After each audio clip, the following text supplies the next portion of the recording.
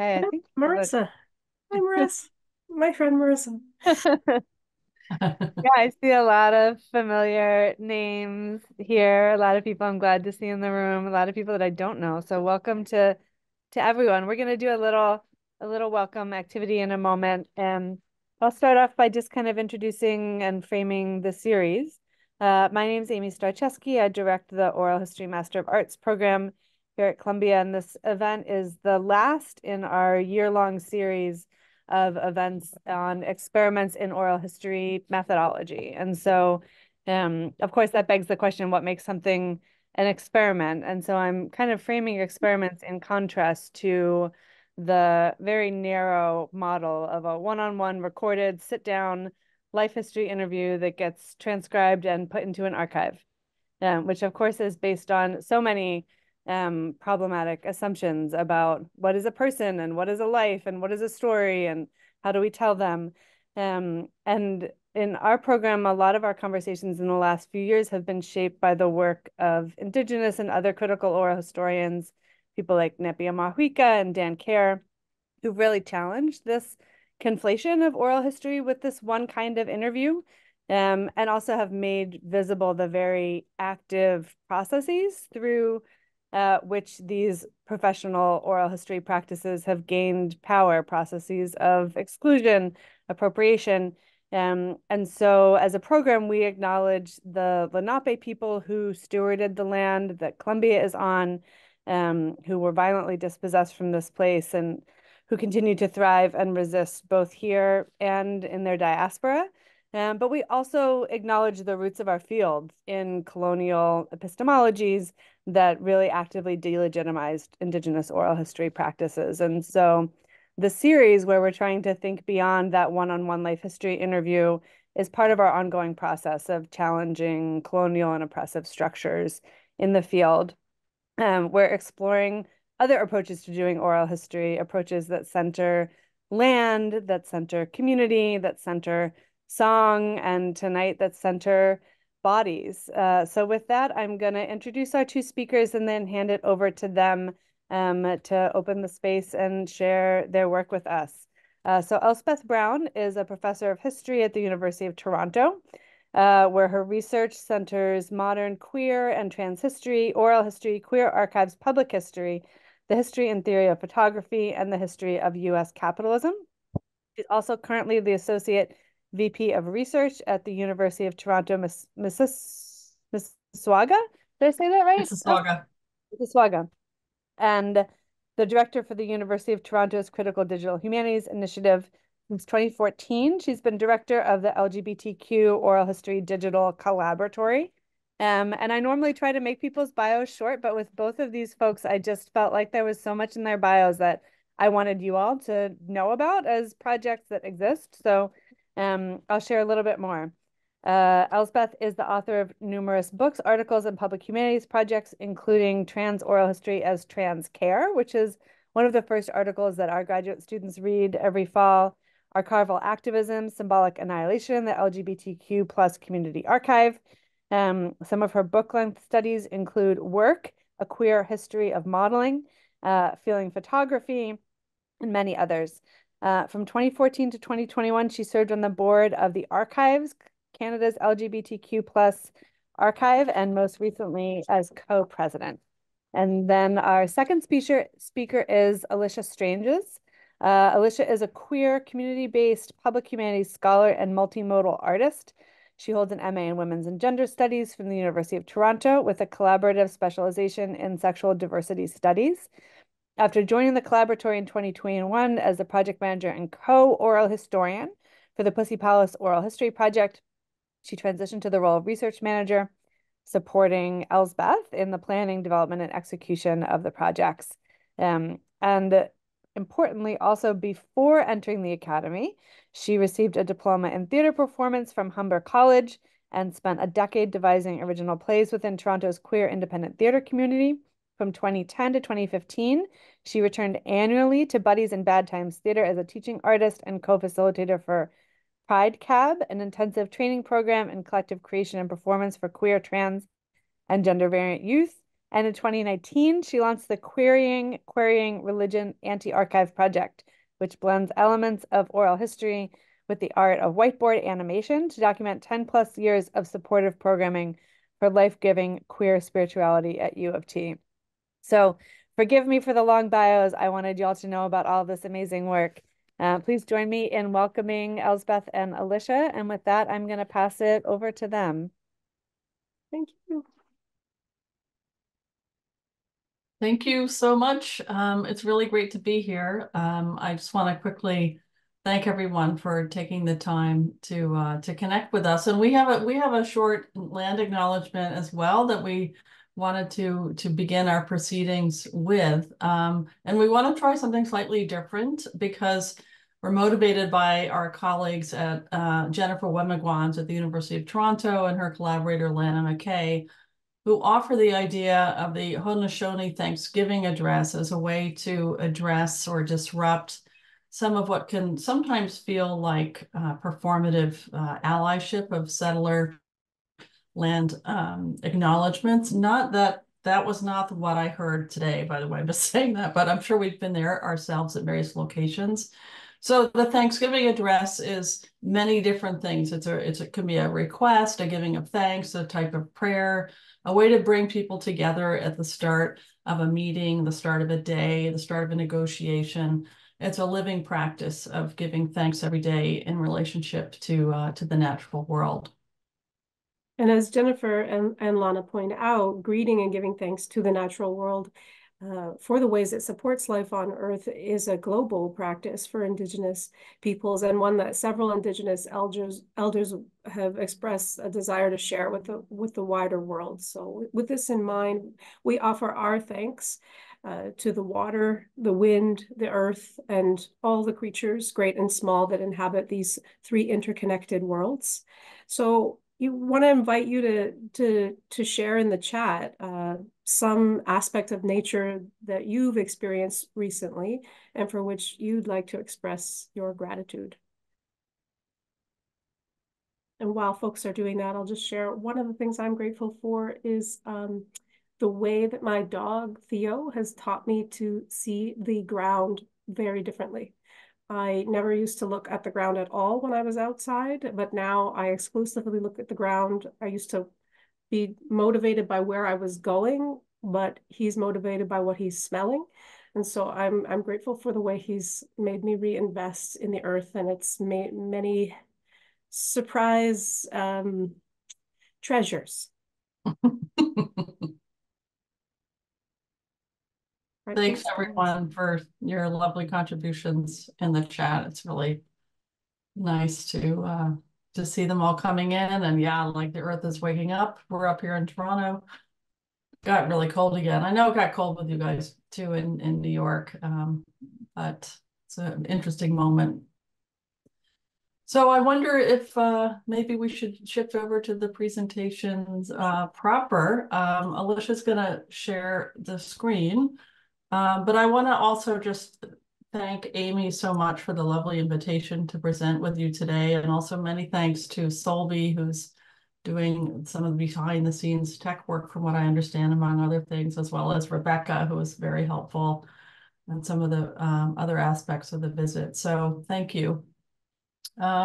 Just a word about the Collaboratory itself, which Amy briefly mentioned. This is kind of a research group that I've been very fortunate to get funding for from the Canadian government. Thank you, Canadian government. It's a publicly funded public and digital humanities research project initiative that focuses on gay, queer, and trans life stories. And it's using methodologies in digital history, oral history, collaborative research, and archival practice. And we're creating, co-creating anti-racist queer and trans documentary heritage for future scholars, artists, community members, while creating a usable past, if you will, sorry about this, for LGBTQ people in the present. So that's basically, you know what this is? This is the school telling me that my son was late today, but I know that already because I dropped him off. So we've done a lot of different activities over the years, including some digitizing community-based oral history projects that were in community, like Lesbians Making History at the Foolscap Project. And we've also done a number of projects on our own, if you will, for people in the group on trans healthcare activism in Ontario. We did a project on trans activism in the US and Canada. And these are often in collaboration with archives, but not always. Our main archival partner has been the Archives, which is located in Toronto. It's the largest, oldest queer community archive in the world, founded in 1973. And also University of Victoria's Transgender Archives, who are our partner for the trans activism oral history project, but other collaborators here as well. So currently, what we're focusing on in terms of our main project is the Pussy Palace Oral History Project, which is a collaboration with 36 narrators, and also the Archives is our archival partner. And in today's presentation, what we'd like to do is share with you some of the work on this current project. And we've basically completed the interviewing, we've completed the archiving. We're focusing on both analysis and knowledge mobilization. We're using the grant term up here for us. The presentation has 3 parts. In the first part, we're going to offer just a very brief history of the Pussy Palace, so you know what we're talking about. In part 2, we'll talk about some of our research creation strategies we've been pursuing in order to reach a broader audience with our work. And in part 3, which includes an interactive activity, get ready, we will introduce our methodological intervention into interviewing strategies, an approach that we use to elicit narrators' sense memories of the past. So part 1 is the Pussy Palace and the raid. So the Pussy Palace was a series of queer women and trans bathhouse events organized by the Toronto Women's Bathhouse Committee, which was a pro-sex feminist collective. The first event took place in the September of 1998, and the events happened once or twice a year up until 2014. And then in September of 2000, the police raided the Pussy Palace in what is considered really the last major police raid of a queer bathhouse in Canadian history.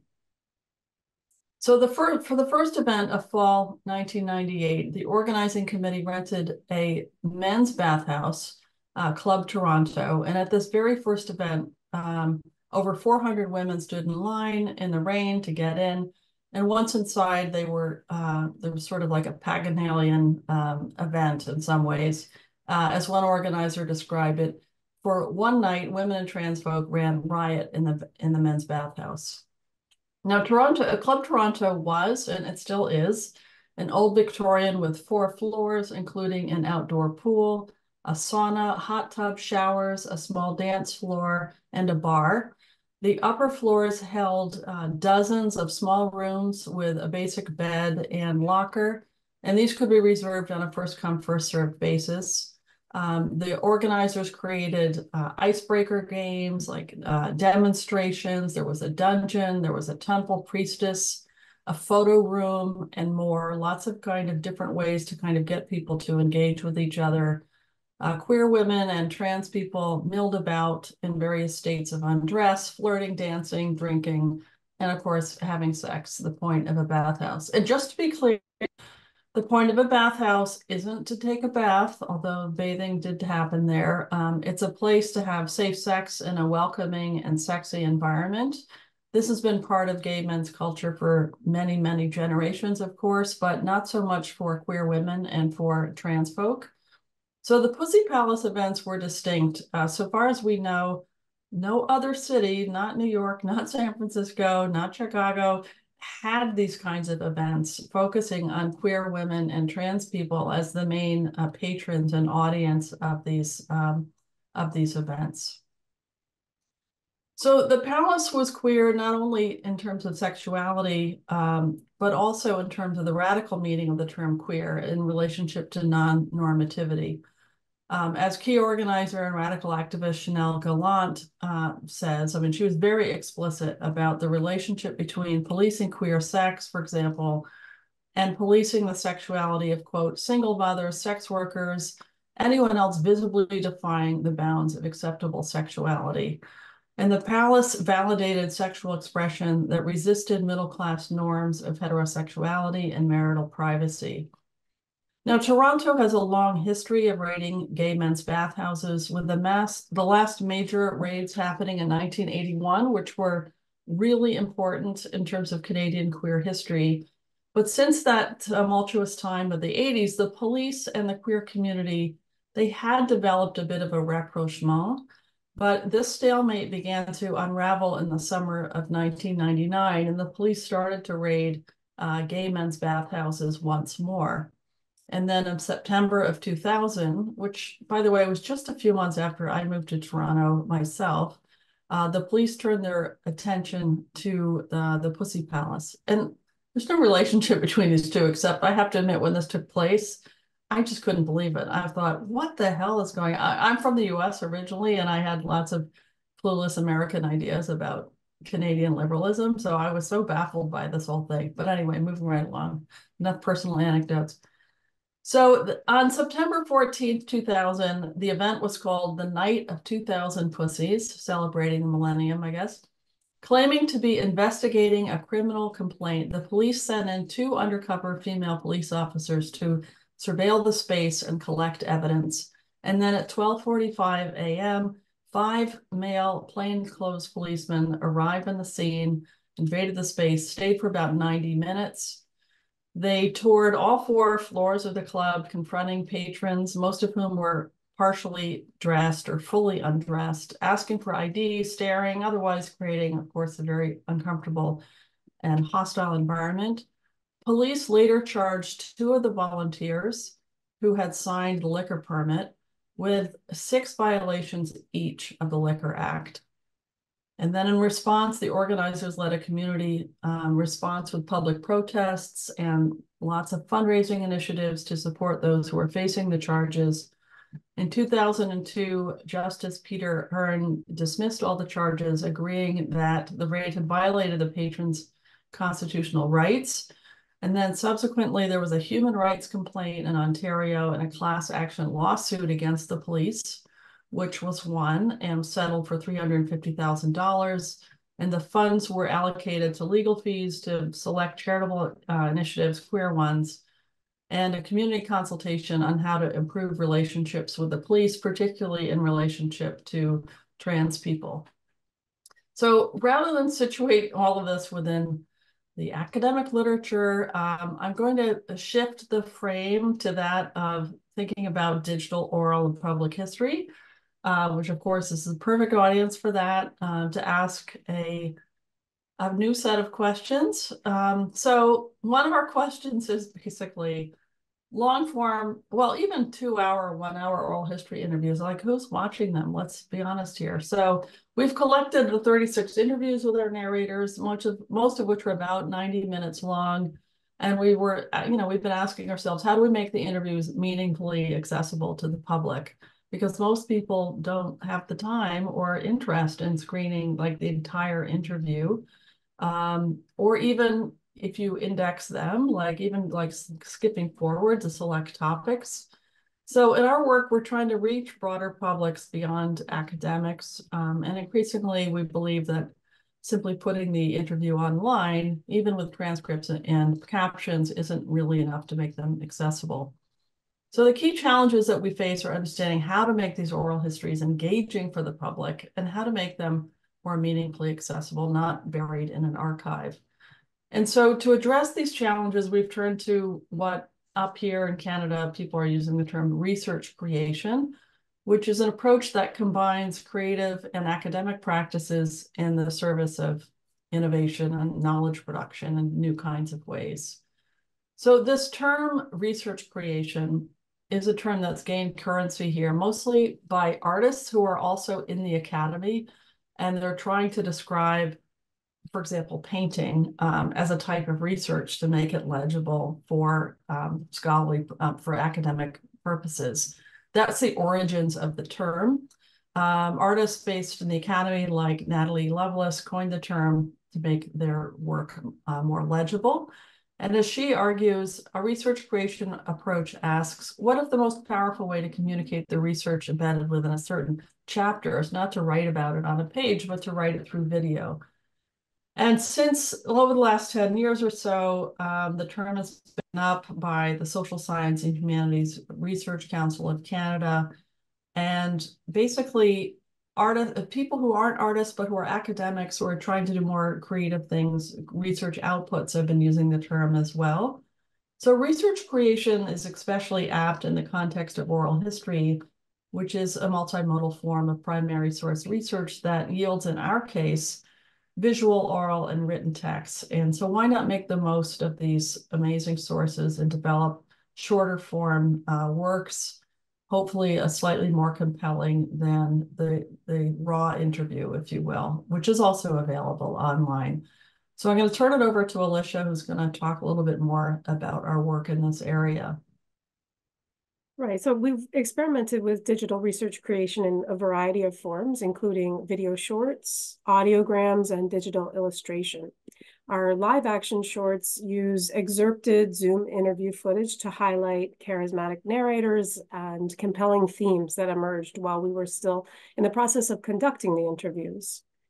Our thematic video shorts weave audio sound bites with, this time, original digital illustrations to showcase key research themes that we were interested in, such as experiences of care at the palace, and we did a chronological retelling of the police raid told from multiple perspectives. On Instagram, we developed an illustrated series published weekly to our story, depicting the most memorable palace activities that were shared across our 36 interviews. Over 18 episodes, the series blends digital sketches with narrative text to reimagine our impression of a quote-unquote average night at the palace, if there ever was such a thing. We also released a 14-episode series of audiograms. These were short, resonant sound bites sourced from over 45 hours of interview footage.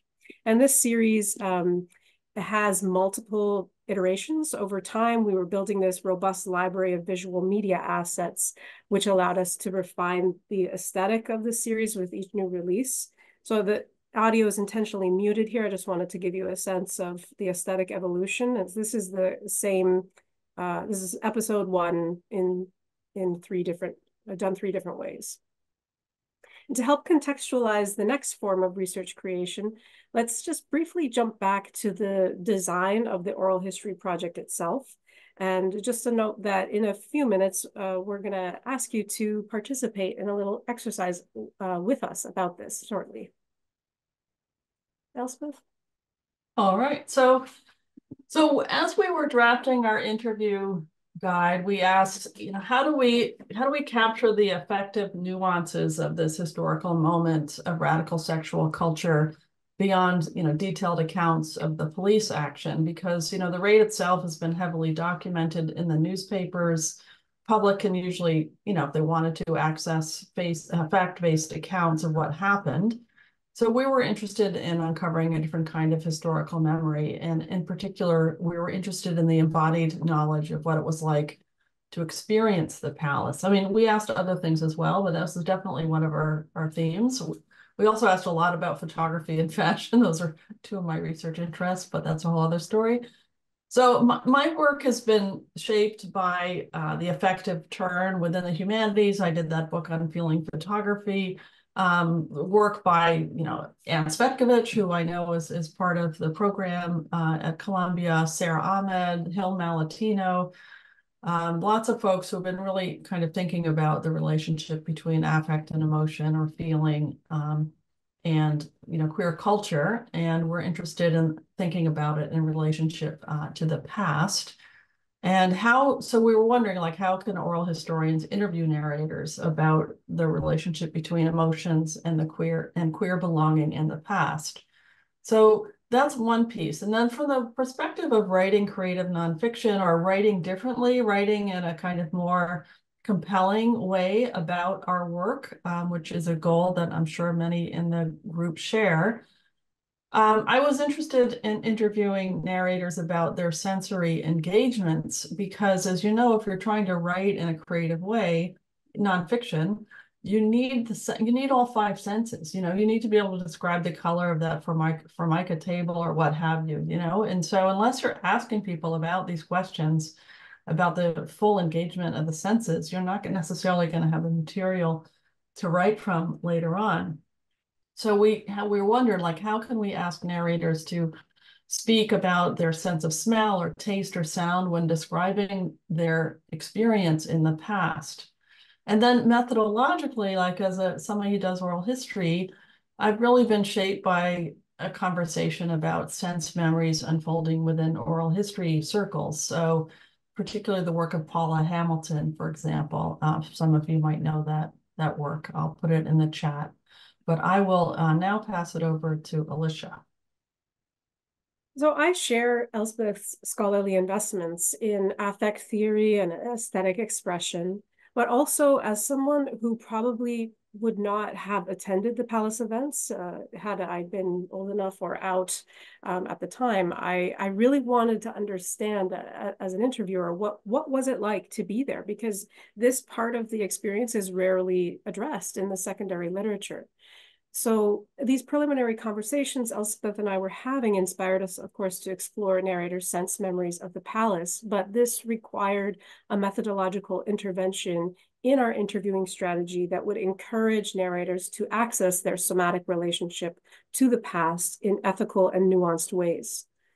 To search for the affective remains of the palace is to sort of reach for the invisible matter of history, that which lies in excess of what we as oral historians think we should care about. And sense memory in particular embraces messier, more primal modes of communication, which cannot be exhumed through language alone. Drawing largely on my own training in theater creation and arts-based group facilitation, I devised a guided meditation exercise of sorts, introduced 30 minutes into each narrator's interview. Through the intentional use of breath and silence, I invited narrators to focus on a single location inside the palace and to describe for me what they could see, hear, smell, taste, and touch. And this section of the interviews is often marked by a noticeable change in energy. In response to my directives, narrators shift their body weight, soften their gaze, sometimes even close their eyes, and they begin to breathe more deeply. Between prompts, I leave space, and these prolonged silent pauses interrupted the predictable rhythm of that traditional question and answer interview structure, cultivating what we might call a brief state of altered consciousness through interoception or enhanced bodily awareness. According to Sven Tunes and Mark Whitman, scholars in cognitive psychology, interoception in meditation arrives by way of two key components: the self-regulation of attention, which is focused on the present, allowing for increased recognition of the current mental and bodily events, and the orientation to experience, which is characterized by openness, curiosity, and non-judgmental acceptance of what is happening right now. In effect, what we observed is that through the invitation to engage in interoception, narrators became more aware of their breath, their bodies attuned to the memory of being inside the bathhouse, and these two shifts permitted folks to re-inhabit and to relay their affective remains of the palace as if it were happening in the present, or at least somewhat closer to it. And however unfamiliar this activity may have been for some, each narrator inevitably reveals the unique ways that they have archived in their body a specific location inside the palace walls. Across our 36 interviews, each person offers a few minutes of testimony that temporarily dispenses with empirical knowledge about what happened. And in its place, we find an aliveness where only a vague memory was visible. So to offer everyone an idea of what this method makes possible, we'd like to lead you through a version of the sense memory exercise. And your participation can take many forms, so you should engage to the extent that you feel most comfortable. And since we're working publicly and with such a large group, we've divided the activity into two parts: the exercise itself, which you can experience somewhat privately, And then we'll use Mentimeter to gather and share our reflections on the exercise. So I'm going to switch over to the Mentimeter slides right now. This would be a good time, I think, for everyone to get set up. I would suggest that you go grab your smartphone, because I think that's the easiest way to be able to both submit your responses and see on the screen what other people are saying. So just give me a moment here.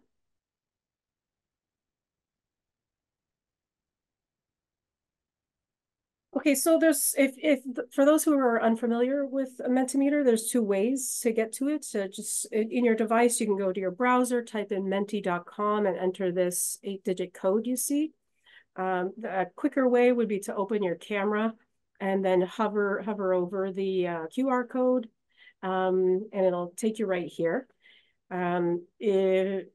You'll know you're logged in if on your screen you see the Mentimeter logo, then the word instructions. And then for you, it'll just be a blank white space. And below that, a thumbs up icon. I see a couple people already gave a thumbs up. So why doesn't everyone just go ahead and do that so that we know that it's working? Oh yeah, look at that. I've never used Mentimeter Live. This is awesome. Okay. I'll just give it a few more minutes here. And just know that the manual login instructions will remain at the top of the screen there always. So if you're struggling to do it, don't worry, you'll have more time. All right, so just before we get going here, I think one way to begin is just take the temperature of the group. You know, we've talked about what we might do, but I'm sure you're not quite sure what's expected of you. So I'm going to switch my slides here. And why doesn't everyone just tell me which of these emojis captures how you're feeling right now about the prospect of doing this exercise? Are you feeling anxious, curious, neutral, content, or something not listed here? Oh my goodness. Oh, someone's anxious. Good people. Cute.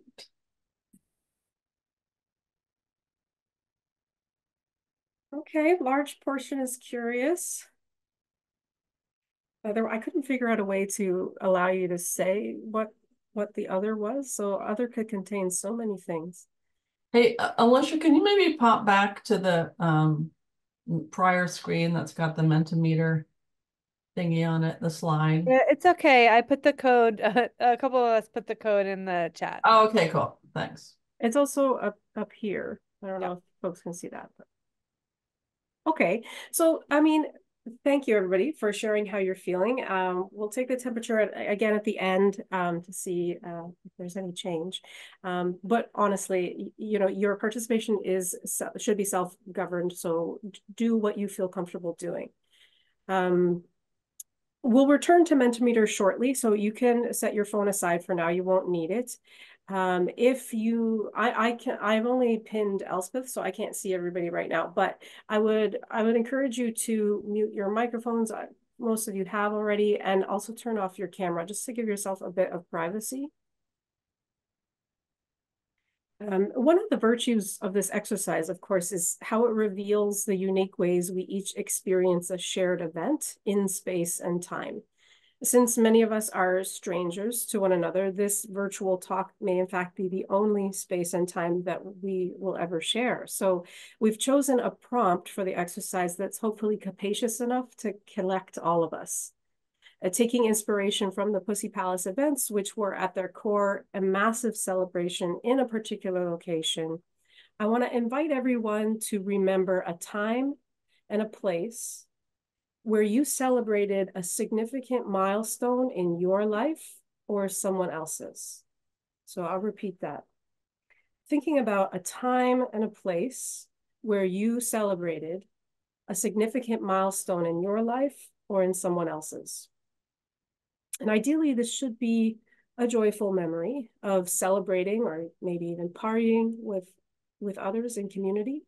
But really, there are no wrong answers. So the first event that came to mind when I said the prompt is definitely the best one to work with. Now, consider for a moment the venue that facilitated this celebration. Quite literally, where were you? What city were you in? What building were you in? Or maybe you were outside. So where were you outside? What was the time of day? Who was there? Who wasn't there? These kinds of things. Just sort of reorienting yourself to the location. And I really want to get a sense of the impression that the space made on your senses. So I'm going to ask you to do a few things that might feel a little strange. So just go with me to the best of your ability. Depending on the strength of the memory or on your physical relationship with the five senses, you may find that you're not able to access all senses equally, but this is perfectly okay. I encourage you to relieve yourself of any expectations because having no response to the prompts is also a valid response. So let's try it. First, get comfortable in your seat, wherever that might be. If it's possible, placing your feet firmly on the floor. And softening your gaze, sort of allowing your gaze to sort of drop to the floor. And if you feel comfortable, you can even close your eyes. Relaxing your arms, your hands, your jaw,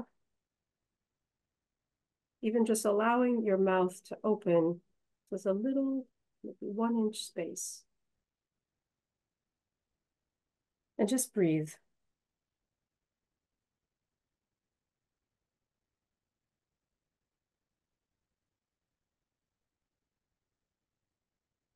With each inhale, allow your body to re-inhabit a specific location inside the space where you were celebrating.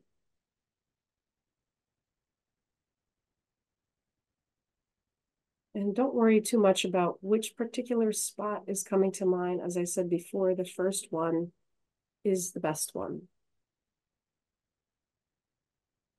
Really breathing yourself back into that time and place. I'm gonna ask a series of questions. And if you're in a private space, consider responding aloud. And if the space is more public, consider mouthing your responses inaudibly. And I'll just note that normally I can hear what people are saying, how they're responding. So it's likely that I might cut you off because I don't know when you're finished. So I do apologize in advance. If that happens, just finish your thought and try to join back in. So let's take one more deep breath in and out. And from this contemplative space, look around and in your mind's eye, tell me what is that you see.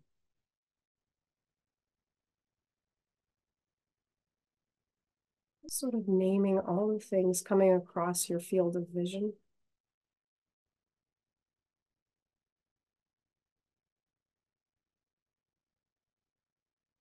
And now focus on one thing in particular that's drawing your attention and describe it for me. Try to help me see it too.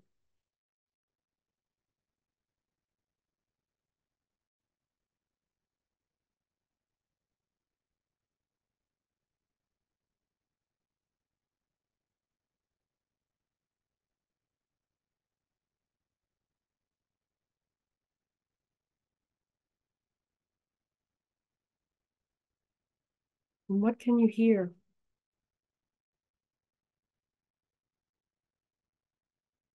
Another way to think about it is if this space had a sound, what would it sound like?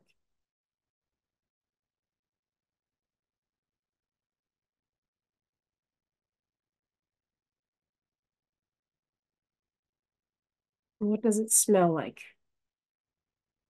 Any lingering odors, good or bad?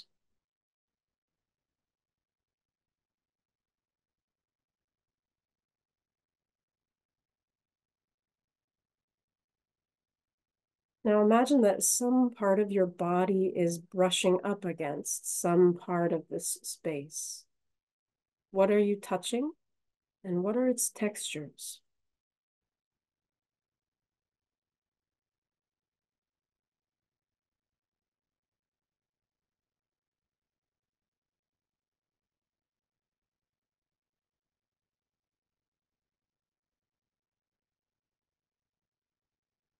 It's going to be a bit of a weird one, but if somehow you could taste this space, what would its flavor be?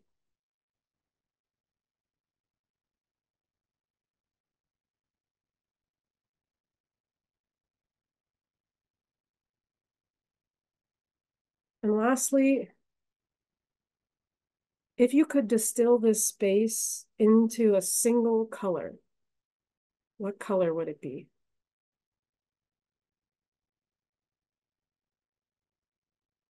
And letting that go, opening your eyes, turning your camera back on if you wish. Let's take a big yawn. Just something, just to shake out.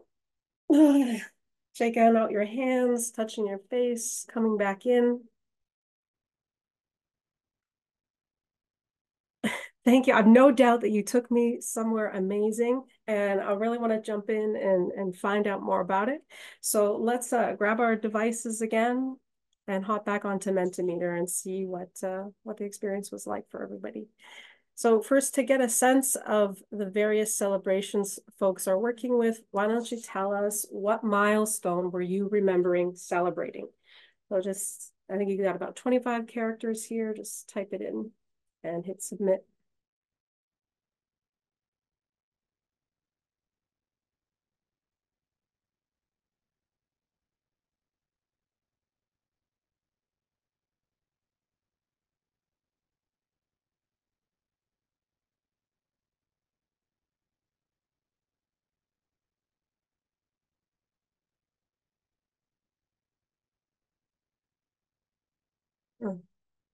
So I don't know much about the AI. Amy, do you know if it's larger, does that mean more people said something similar? Yes. Yeah, Okay. Okay. exactly. Interesting. Let's give it a few more seconds.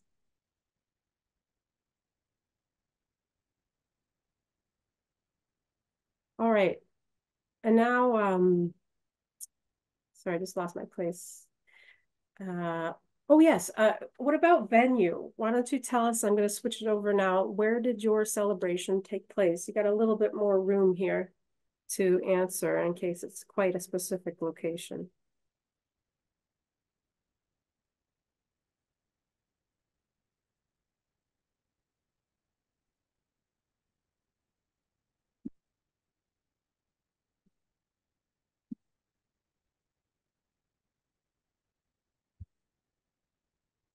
Oh, I see. Okay. Oh my gosh, wow. I'll just scroll through here so folks could see.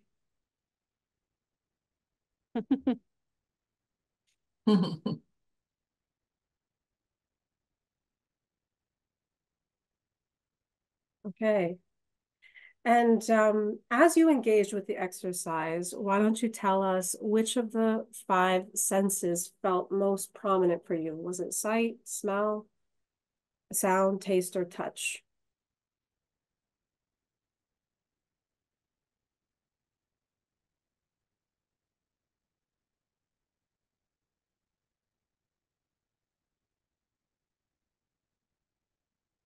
Yeah, I'm not surprised that sight does seem to be the easiest one for many people to grapple with.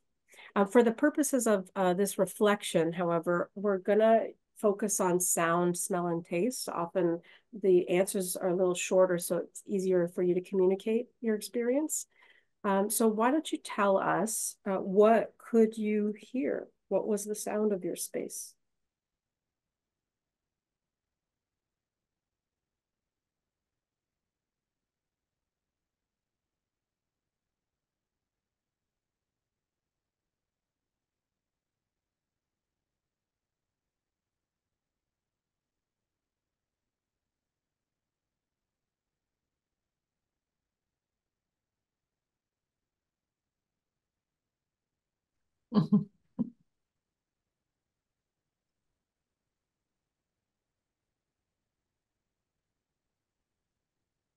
And what did it smell like?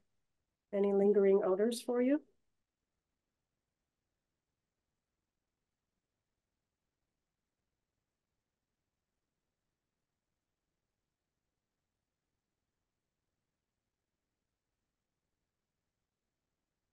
Cider, sweat. It smelled like a lot of people. That's interesting. Um,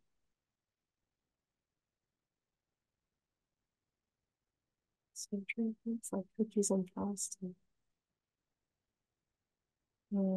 Sweat, salt, a lot of sweat. And finally, or not finally, but what was the flavor of this space? What did it taste like to you?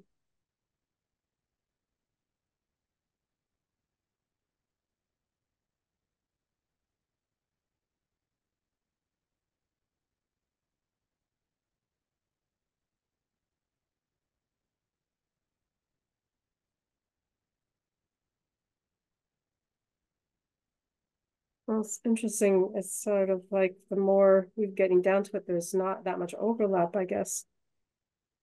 Interesting.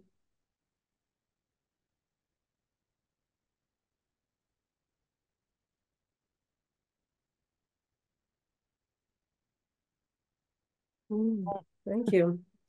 Okay, so I want to ask about color now, and you may have had a really specific color in mind, but just to help get a sense of the whole group, I've reduced options to the broadest categories of the visible spectrum. So you're looking at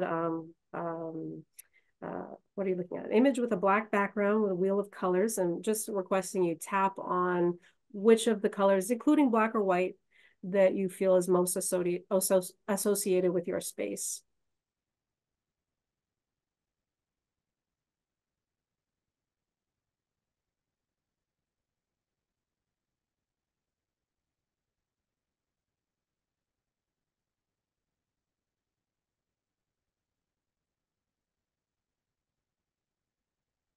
Amazing. All right, so um, I'll bring this to a close now. So I'll just return to that first question. Oh, sorry, actually, I had one more question, which is what, if anything, surprised you about this experience?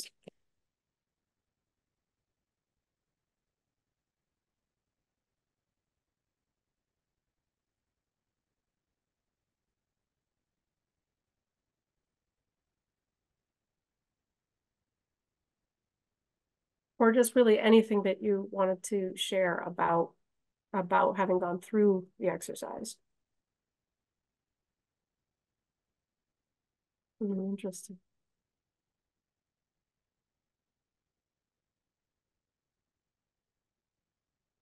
Mm.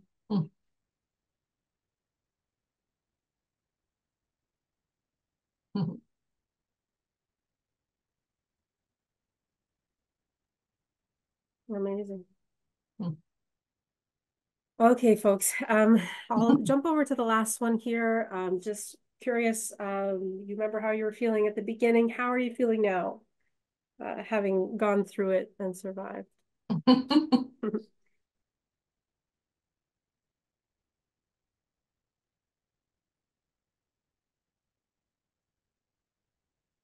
Well, anxiety has gone down a little. That's good. Contentment has gone up. So thank you so much for indulging us and giving this a go. It was amazing to see everything coming up, and I can't wait to hear more about it in the Q&A. I'll pass it back over to Elspeth now, and Elspeth, I'll just you can start, and I'll take my time to get back over to the slide deck. All right, sounds great. Thank you. So as you can possibly imagine, the material that this exercise has elicited with our narrators has been very rich and generative. And we've realized more recently that the methodology, which we basically sort of felt our way into as part of this project, it bears some relationship to sensory elicitation and qualitative interviewing, we think, maybe. So elicitation as a methodology is how interviewers elicit narrators' reflections through sensory prompts, like, for example, photographs, rather than asking direct questions.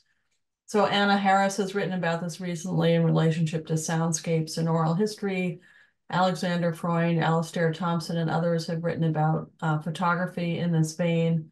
And Alisha and I are in the process of thinking through the relationship between what we've been doing and the scholarly conversation about elicitation.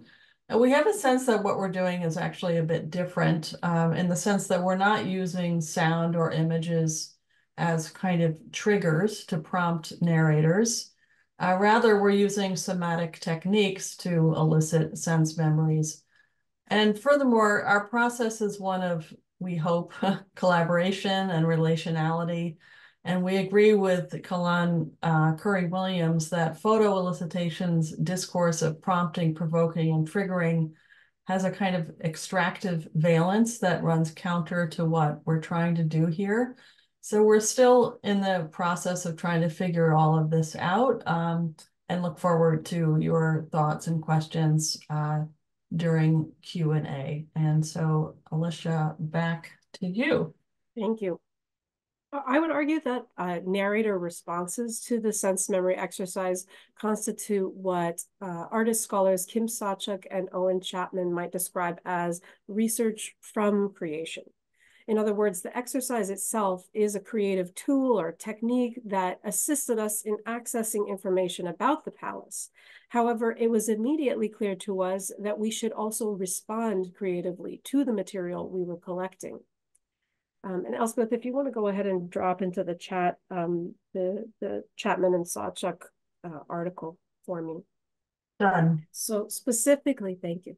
We developed a series of sensory portraits. Originally, I envisioned these as live action shorts, but in their final form, they became animated video shorts that blend interview audio with original digital art and soundscapes. So here's a look at our first sensory portrait featuring project narrator Robin Woodward.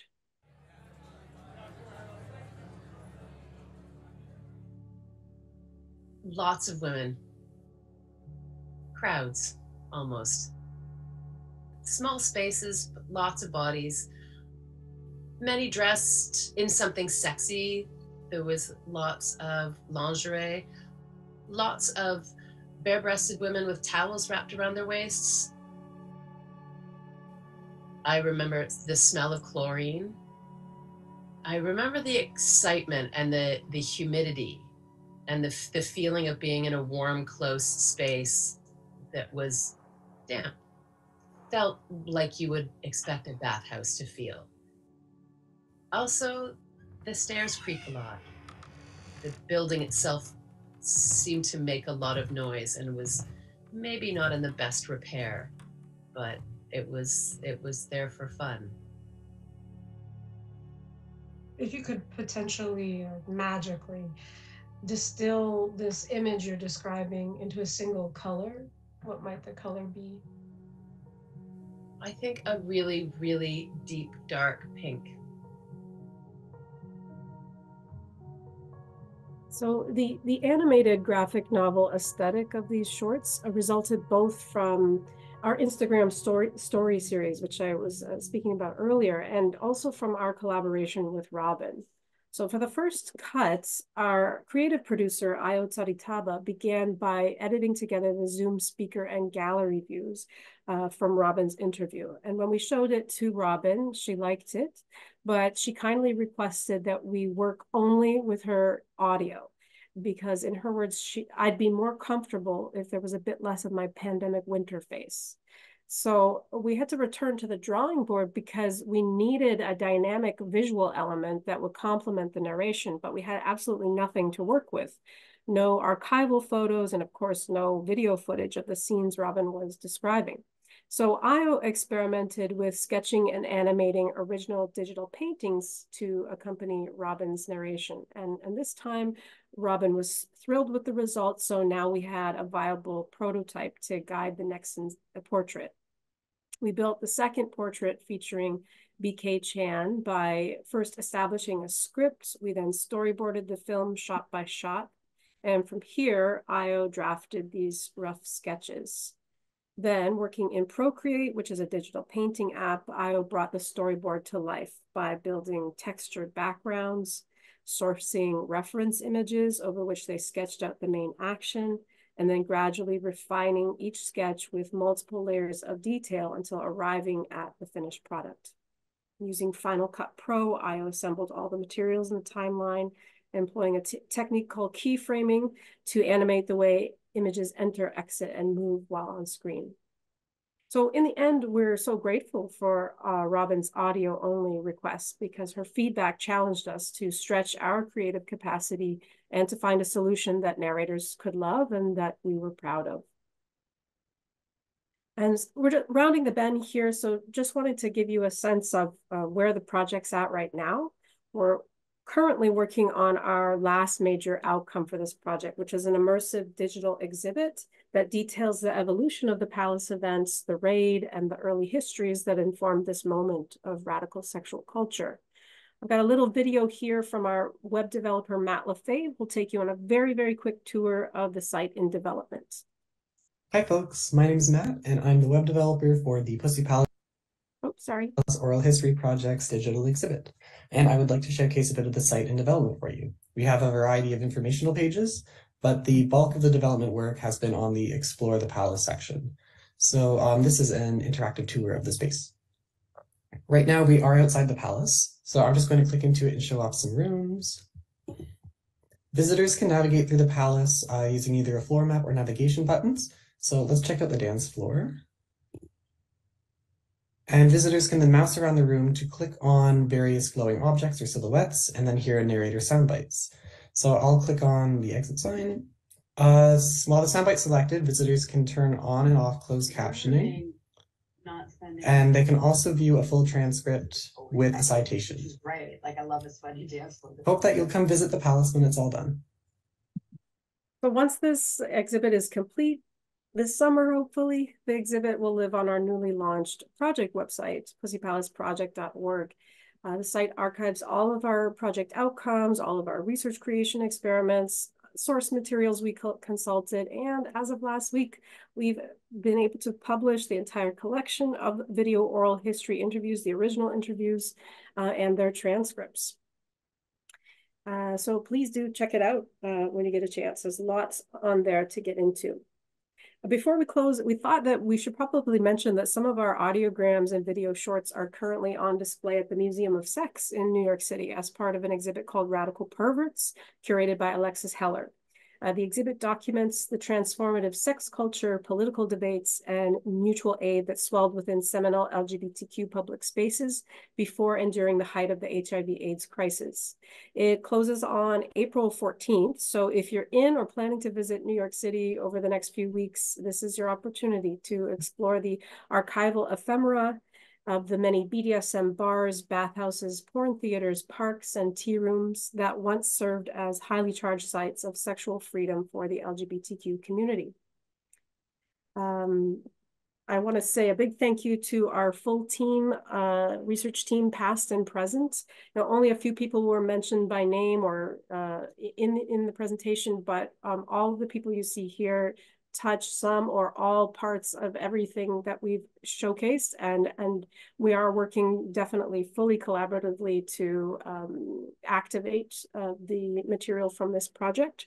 So much gratitude goes out to all of them, and to you all for listening and holding space with us and being vulnerable. So thank you. I think we can leave it there, unless you have something else to say, Elspeth. Nope, that's it. But I think Ashley's here in the audience, so thank you. Ashley's Ashley, here. Thank you, Ashley. Hi, this is awesome. Hi, Ashley.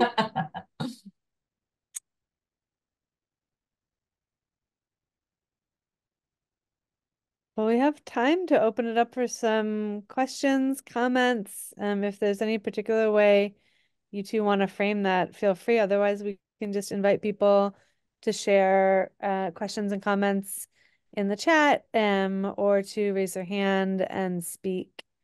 I know I just want to say thank you, especially for all of the thought and care that you clearly put into how to share this work. I really enjoyed that. And yeah, really enjoyed that exercise too. That was really fun.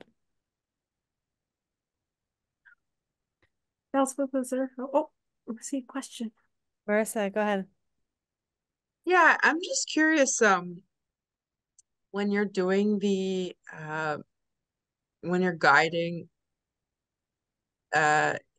someone through the exercise of remembering somatically, do you, the interviewer, also participate? And if you do you experience sensorial, almost like a transference, or do you feel transported there? Yeah, I guess the question is, how do you participate with the person, and what are your experiences of doing it with them? Yeah, that's a good question. I would say at first when I was still experimenting with it, the first couple, I mean, I really did have to look at my script. Didn't know. I was trying to massage it over a first couple interviews. But I would say ultimately, once I got comfortable with the exercise, it had been tweaked to the way that it was working, then I was able to do the things that I was asking them also to do. I mean, in that, like if I'm saying, put your feet firmly on the floor, relax your arms, as I'm saying those things, I'm telling myself to do them as well. And then when people are, I usually close my eyes, and when people are giving me their responses, I'm trying to see it. I'm trying to make it true for me as well. I'm trying to get inside their memory, and also listen for, do they have more to say? Or if there's something I didn't understand or I wanted to know more about, I would add new things to the prompts to try to get them to expand a bit. Oftentimes there'd be pauses, but my eyes were closed, their eyes were closed, so I thought they were stuck, and I would, so I'd say something else, and they'd be like, I just need a second, right? So yeah, it was a bit tricky to figure out how to navigate sometimes, but I guess to answer your question simply, yes, I did try to allow myself to be transported, and I tried to participate by doing the things I was asking them to do. We have a direct follow-up in the chat, and then I want to hear Liza's question. Ruth says, following on from Marissa's question, do you outline the process for the narrator before you meet with them?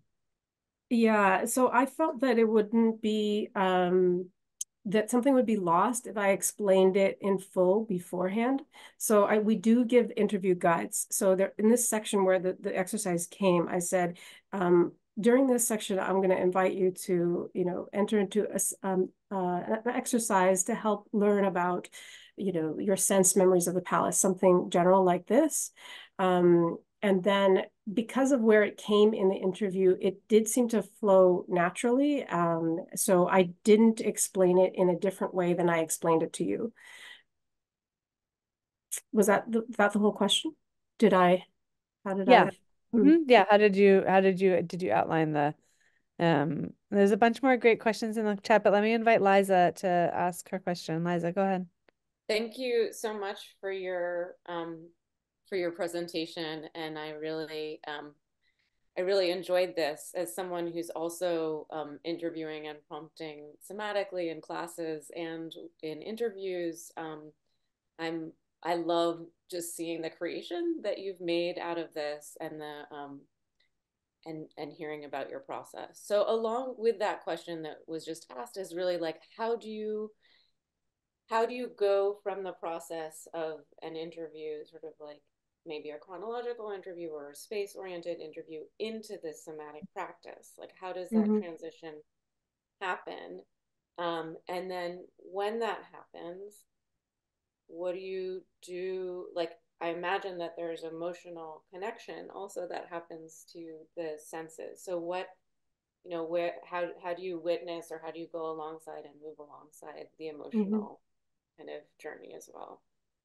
Yeah, I honestly think it's not as complicated as maybe you might imagine. I mean, I first was thinking about where it should come in the interview structure, and prior to this, we're asking things that this would be a logical next step. We're asking, how did you learn about it? How did you get there? What did you wear? Take me through the space. Try to tell me about the space.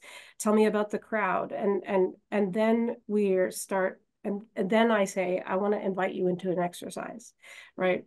So it literally, it is ordered in such a way that it doesn't seem out of place when it comes. People are not expecting it maybe, but it doesn't feel, it feels like it flows into it easily. And then at the end of it, there's just a little bit of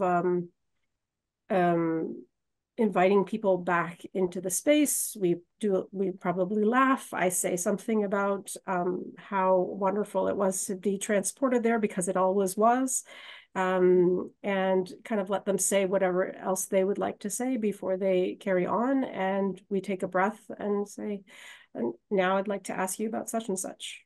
I don't know, it's not, I don't think it's more complicated than that in my experience. Thank you. I have one quick follow-up from that. Do you find that the second, or I guess the third part of the oral history then after this exercise is different than the first part before the exercise? Like, do they stay at all in that sensory space or in a different kind of way of thinking or talking? Or does it, I don't know, does it? I don't think so. No, no, but it precedes when we start asking them about their memory of the raid. So I think it does, it is also useful for helping to build trust. They've shared something vulnerable, but something joyfully vulnerable. And so when it gets to asking them about the raid, not everybody was present for it, but everyone knows about it and knew somebody who was there. So it's a difficult and traumatic memory. So I think this helps us talk about that. Bren has a question in the chat that follows on that. They said, I'm curious what your approach to narrator safety was, given not all sensory memories are positive or neutral, and there's potential for negative memories or feelings. Did you prep narrators for that possibility? Were there signs you looked out for that would mean a narrator needed to take a break, etc.? Yeah, I always anticipate this question, and I'm still working out how to answer it. I mean, I'll preface it by saying that my master's research centers trauma studies, so I'm aware of the argument that, and the learning that's come from this idea that meditation can be liberatory, but also problematic and dangerous for folks who have survived a psychic trauma. And I had that in mind when I was devising the exercise. But I just want to say that I never conceptualized it as a meditation exercise. It's only in later when we have to start talking to the public about what our work is that I use this term meditation, because I figure that more people have a frame of reference for what that is. But then when I use the word meditation, it seems to send people somewhere where I'm not hoping they'll go. I feel I've always called it a contemplative exercise. I think it draws on meditative techniques. But I think meditation and what we're doing here, they have different goals I mean, I'm not an expert in meditation, but what I understand of it is the goal is, in fact, to focus on the breath, to get into the actual present moment, to, bring your attention to certain parts of your body. But here we're doing that in order to access a past memory, and we're not staying with the body or the breath. We're using the body and the breath to actually not just remember, but communicate in language, have an actual conversation about what's happening, or what happened, your sense memory, your embodied memory of the space. And I was thinking about this the other day, and I thought, let's say I didn't do the whole beginning part where we actually, breathe deeply together, think, bring our attention to our body. Let's say I just said, tell me about a location that sort of really stands out for you in your mind. And then I say, how did it smell?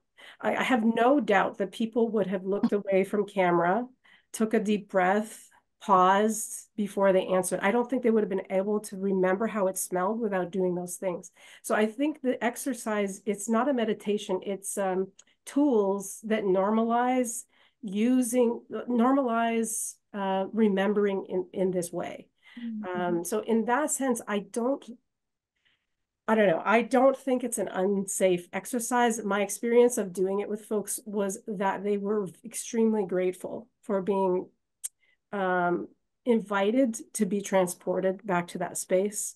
And it allowed them to see the space 20 years later in a way that they didn't realize they had remembered it. So that's I'm working on my response to the question, but that's where I'll leave it today. Well, can I just jump in to say that I think it's a really, really important question that Bren is asking. And I have to say that, like in other oral history projects that I've done, deep emotion, crying, like all sorts of stuff has come up in the interview, in the interviews and checking in with people and what have you.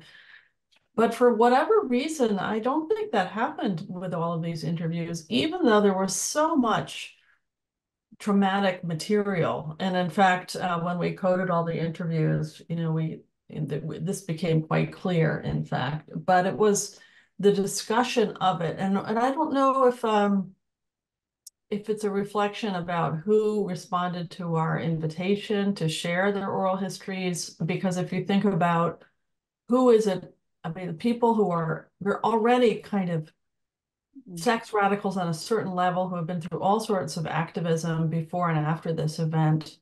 And they've had, of course, a long time to process it as well. And I have a feeling that the people who are most impacted in a traumatic way or didn't respond to our invitation to share their stories with us. And we know some of who those folks are, and didn't avidly pursue them because we didn't want to, in fact, re-traumatize them in any sort of way. And there are, of course, resources that we have available, et cetera. But so far as I know, we didn't need to use them in any way. But Alisha, you're the one who did all the interviewing with Elio for some of them. So you should reflect on that a little bit. I mean, did you have a sense during any of the interviews that some of the content was presenting kind of difficult knowledges for the narrators, and that you felt a need to have a break or stop or anything like that? No, I didn't get the sense that people, I mean, sometimes people had memories that did make them cry, but my sense is that they've spoken about it so much in community, or for some people publicly to the press. They've been over and over the story. My sense was not that they needed help processing it, just that it still holds a lot of weight for them, some elements of the story.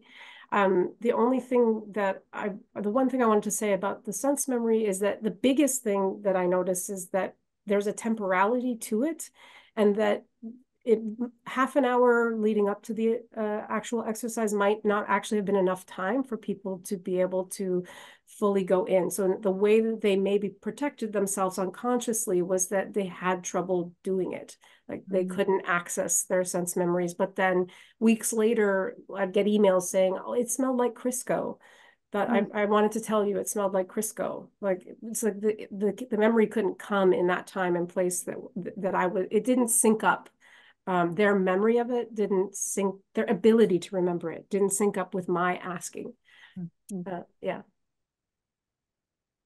There's a question in the chat. There was a question I had too. Camilla wants to know how you developed your prompts. And part of why I wanted to share both of your full bios at the start was to give people a sense of the kind of work you were bringing to the table to make this unique approach.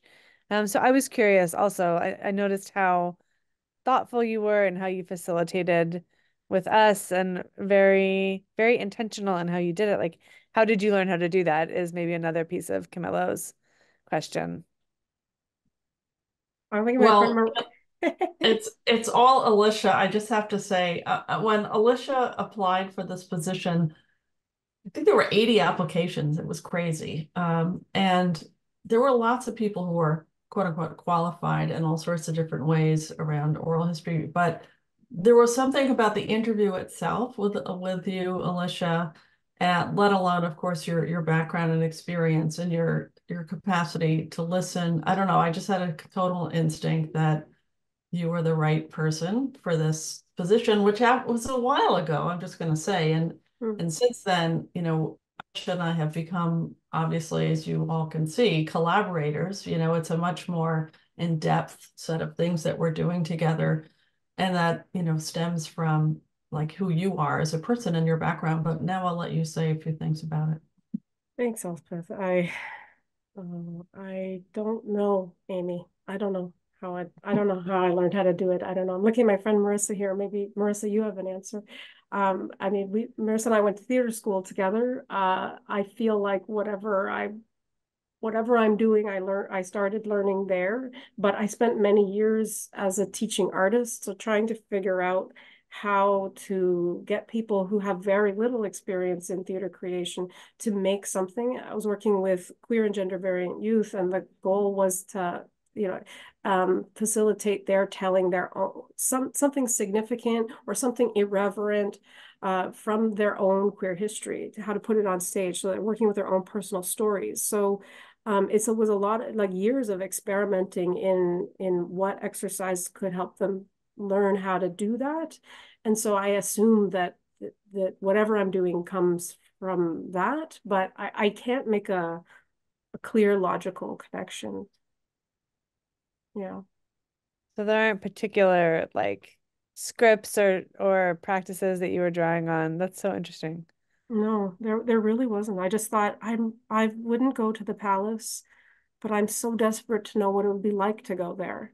And I'll never be able to go there because it doesn't exist anymore. Maybe I can get them to take me there. How can I get them to take me there? What would I want to know about? So how, and then how can I get them to do that? I don't know. I just,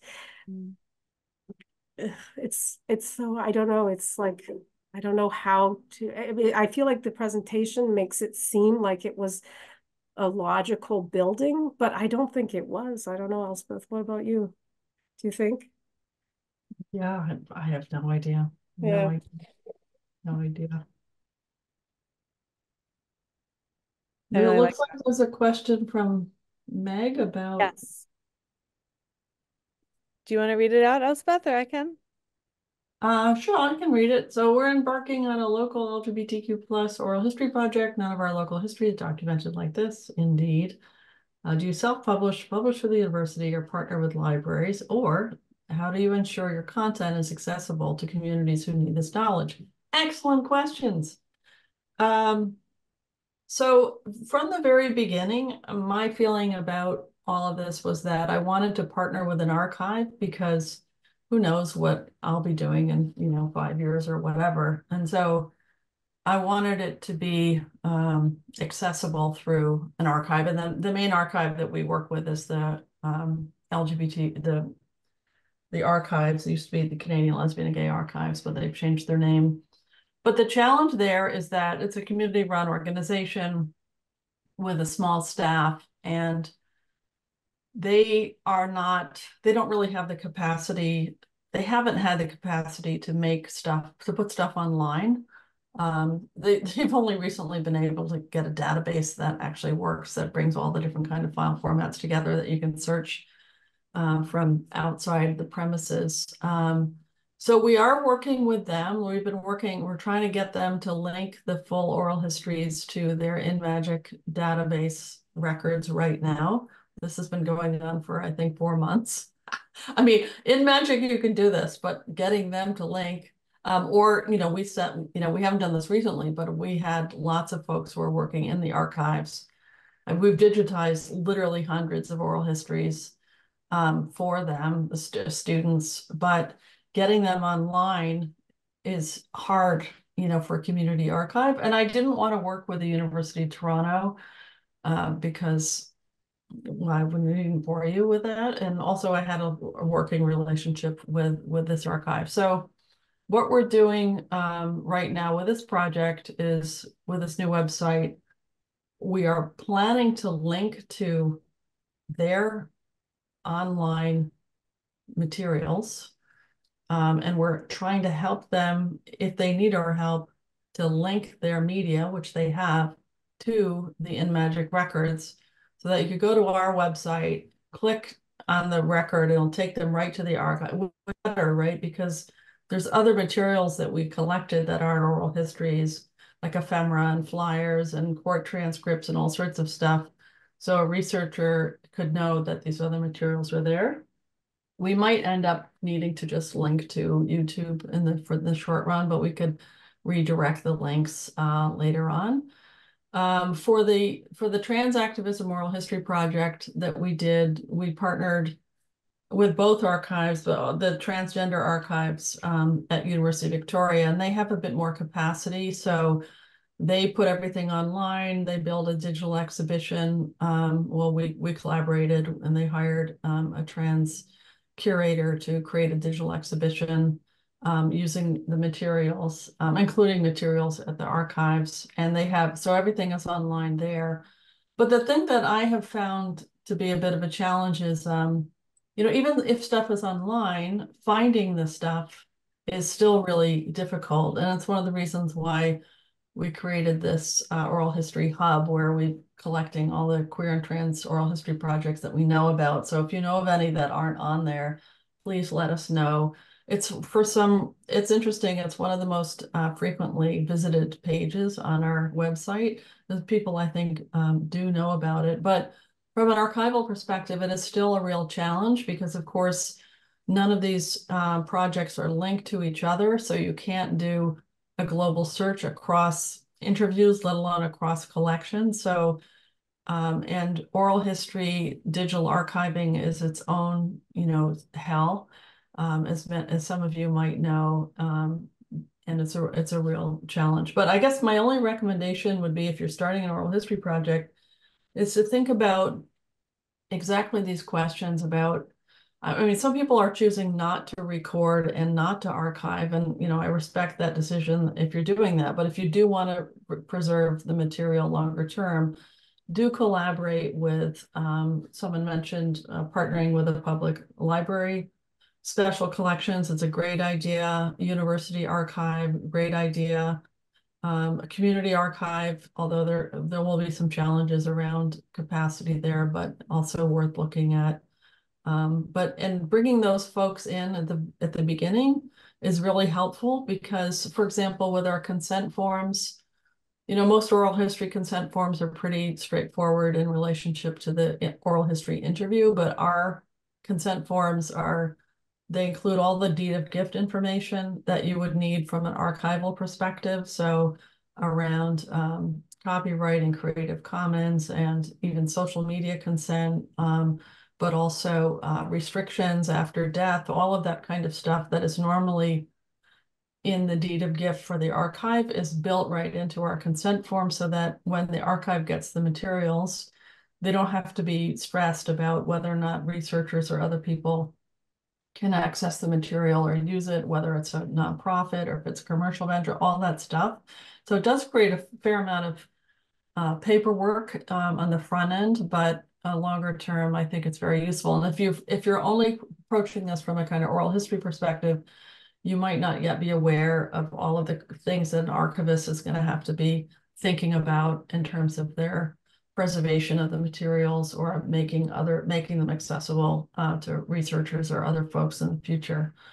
But also, if you're working with a public library or something, then they can be potentially a collaborating partner in terms of events. You could have events at the public library or whatever this other organization is, and they could help build an audience for the project, which is potentially quite useful. Although be careful of pink washing, just saying. Yeah, thank you. I think that's most of the questions that came through in the chat. I have lots of other questions and comments. We have 5 minutes left. So if anyone has other questions on your mind, now is the time. Brooke says, would you speak about creating options for narrators so that they feel comfortable with approaching and signing paperwork, copyright, deed of gift?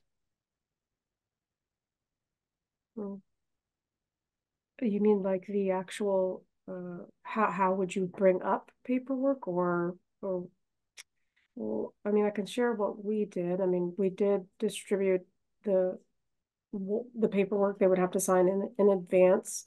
And then we tried to talk about it before the interview, but I think this would be easier if it was in person. I would recommend doing your interviews in person if you can, because we were conducting interviews during the pandemic. So everything was on Zoom, and this made this part of it a little bit more challenging. Because I think once we clicked sign off, you don't get the same kind of engagement from folks, especially when it's like an 8-page piece of paper, a lot of language. We tried to make it as colloquial as possible, but there definitely some language that would be hard to access. Like in the ideal world, I would have, before the interview started, in person, walked them through a broad overview of what each section was talking about and sort of summarize it in plain language. And then given them time to review and sign before we left the interview. But the way we had to do it here was like sending them the document to sort of digitally auto sign later. And it was challenging, I would say that. In my experience, I have to say that starting out with all that paperwork is just a super awful way to start. And so what I've personally done is done the oral consent process. Do you consent to having this interview recorded and all that kind of stuff on tape, so to speak, use an old-fashioned term. That's true. And then once the interview is done, go through all of these steps with the narrator, because by that point you've done the pre-interview sometimes, and the in-persons often that would be, and then you've done the interview itself, and you've built a bit of a relationship with the person, and so then they can ask questions and feel, I don't know, it's a more comfortable experience to kind of just go through all of that, and then you know them better, they know you better. If you can see their eyes are glazing over, you can make an offer to come back to it later, and that kind of thing. I think it's too much, frankly, to go through all of this right in the beginning. But at the same time, of course, ethically, you want to make sure that they know what they're consenting to. And so, for example, let's say they consent to the interview and they consent to it being recorded. That's the basic. Then obviously they're not necessarily consenting to social media about the interview or the project. They're not necessarily consenting to donating the material to an archive. They're not consenting to letting someone else consult that material if it is in an archive. They're not consenting to having the interview be on the social media, on the digital presence for that archive. They're not consenting to the copy, transferring copyright or retaining copyright or Creative Commons, but I'm not going to just go through the whole list of things, but it's just too much to navigate. And also, in Canada, the copyright is different language than in the States, and I'm an American, so I'm like, what does this mean, moral rights? So the language is different too, so you have to explain what moral rights means here in Canada, and fair use is different and everything. So it's too much to kind of go through in the beginning. I have one final question before we go, and it's sort of about zooming out a little bit and thinking about if this is a methodology you would use in other projects. I love how you framed it as so clearly coming out of what needed to happen in this project, Alisha, what your desires were in terms of being in the space with people. So the question is partially like, would you use this for other projects? Also, can someone else do it? Like, is this a special magical thing that Alisha has learned how to do? Or like Elspeth, have you done it? And could you train people to do it? And could anybody do it? And yeah, what do you see as the applicability? And maybe just a little, you can just sketch it because I realize we're at time. Well, actually, Elspeth, Elspeth and I were talking about how if it could be adapted for something else. So I know the next project on the docket for the Collaboratory would be a project on the drag king scene in Toronto and maybe in Vancouver as well. And we were thinking, maybe it's instead of the prompt being space, there it might be clothing. So could we invite people to bring a significant item of clothing, and the sense memory exercise would be about that piece of clothing. So that would be an experiment. We'd like to try it. I definitely think it can be adapted and made applicable in multiple situations. I don't think it can be copyrighted. I mean, it's just, I don't know. Elspeth, what's your sense of, I think you can train, there's not much more to it than what I showed you. So if you want to work with it, I'm suppose that you could. But Elspeth, what do you think? Well, I think, yeah, it's Creative Commons. Here it is. But I think, we've just been too busy doing all this to kind of write any of it up. But that is our next goal. Once the digital exhibition is complete, we've got a bunch of different writing projects on the horizon, including there's so much stuff about clothing and fashion. It blows my mind, and partially because the court case was about a strip search allegation, basically making the argument that the male police officers going into this women's bathhouse was the equivalent of a strip search. So all the court testimony is about what people were wearing. It just goes on and on. Of course, we asked a ton of people about what they were wearing, and there was also a photo booth. So making Polaroid photographs of people, and we have an interview. We're going to be meeting with a photographer who we had already interviewed about her experience there, but we've come to understand that she's documented the queer and trans scene in Toronto for decades and has like a ton of really fantastic material. So we have these articles that we're hoping to write, including this one, which is about the methodology piece. So they will hopefully be out in the world in other forms soon. That's fantastic. I can't wait to see how this methodology spreads and is used in other spaces and how you all continue to experiment with it. I want to really thank you so deeply for sharing this work with us tonight, especially sharing it in a new way and creating a special exercise for us.